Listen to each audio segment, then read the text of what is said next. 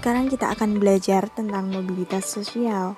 Menurut Horton and Hunt, mobilitas sosial merupakan tindakan berpindah dari satu kelas sosial ke kelas sosial lainnya.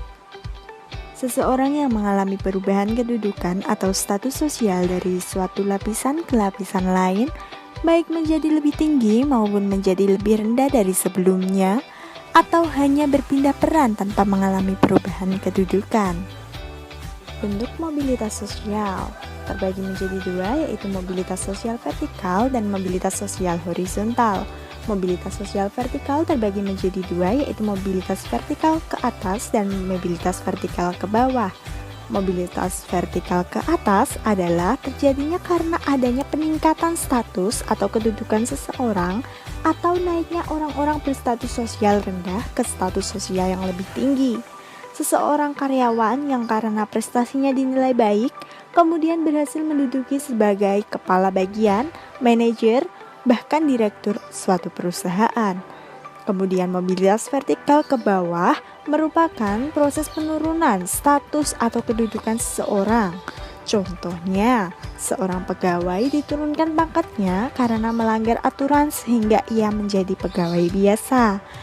Kemudian mobilitas horizontal merupakan perpindahan status sosial seseorang atau sekelompok orang dalam lapisan sosial yang sama. Misalnya, Pak Darel pindah ke sekolah lain, namun tetap dalam jabatan sebagai kepala sekolah.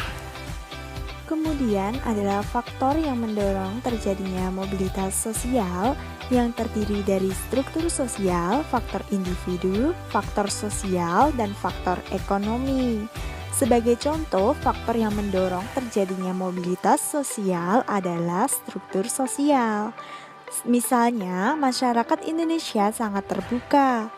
Orang miskin dapat mengalami mobilitas sosial setinggi-tingginya. Bahkan orang miskin bisa saja menjadi presiden. Saluran-saluran mobilitas sosial misalnya pendidikan, organisasi politik, organisasi ekonomi, dan organisasi profesi. Sebagai contoh saluran mobilitas sosial pendidikan, yaitu seorang anak dari keluarga miskin mengenyam sekolah sampai jenjang perguruan tinggi. Setelah lulus, ia memiliki pengetahuan dagang dan menggunakan pengetahuannya itu untuk berusaha. Setelah ia berhasil menjadi pedagang yang sukses, secara otomatis status sosialnya juga akan meningkat. Kemudian adalah dampak dari mobilitas sosial. Dampak dari mobilitas sosial yaitu terdapat dampak positif dan dampak negatif. Dampak positif dari mobilitas sosial yang pertama adalah mendorong seseorang untuk lebih maju. Kedua, mempercepat tingkat perubahan sosial.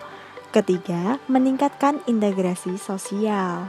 Sebagai contoh dari dampak positif mobilitas sosial adalah orang yang semula hidup miskin berjuang hingga akhirnya menjadi orang sukses.